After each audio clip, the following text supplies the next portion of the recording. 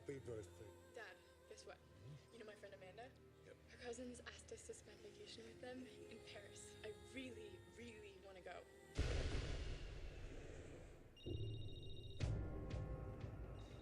Hi, Daddy. You were supposed to call me when you land. There's someone here. What? Oh my God, they got Amanda. They're coming. All right, listen to me. Go to the next bedroom, under the bed. Tell me when you're there. Now, the next part is very important. They're going to take you.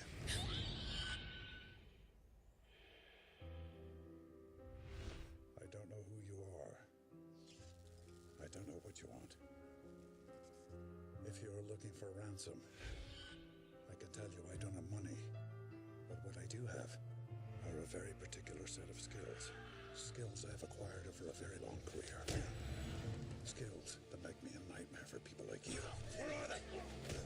If you let my daughter go now, that'll be the end of it. You have a 96-hour What? to never finding her. No. But if you don't, I will look for you. Where is she? I will find you. I will kill you.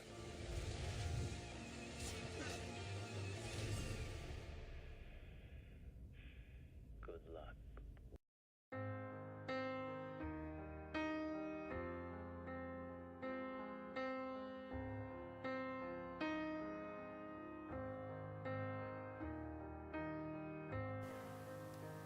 It's happening here. It's a famous quote when dealing with sex trafficking. Sex trafficking is happening right in front of our eyes, but we don't notice all the signs of it because many people don't know much about it. Sex trafficking has been around for thousands of years. A good guess has been in or around 1807, but it didn't become illegal by a federal government until 1902. 12 countries brought the International Agreement of the Suppression of the White Slave Traffic into effect. This agreement was to prevent the procreation of women and girls for immoral purposes abroad. Around this time period, sex trafficking was called the white slave trade, which was defined as a white woman or girl by the use of force, drugs, or by dishonesty for sex which is unwanted by the woman or girl. After the agreement became ratified, the United States passed the Mann Act of 1910. This act forbids transporting a person across state or international lines for prostitution or other immoral purposes. This act is closely related to the International Agreement of Suppression of the White Slave Traffic. In 2000, the United States passed the Trafficking Victims Protection Act. This states that sex trafficking is a commercial act induced by force, fraud, or coercion, or in which the person induced to perform an act has not attained 18 years of age. Today, thousands of the 2 million people that are sold into the sex trade land right here in the United States. With such high numbers, Chris Smith believes one way could help get more information by presenting new legislation called the Trafficking Victims Protection Reauthorization Act. He presented this to the House of Representatives, and this reauthorization will give the existing act 2 more years of use. This reauthorization has been passed by the Senate, but still has to be passed by the House before the President can veto or pass it. There are several different models that are used by different countries for how they react to the victims and the traffickers of sex trafficking. The United States uses the migrant model, which is outdated.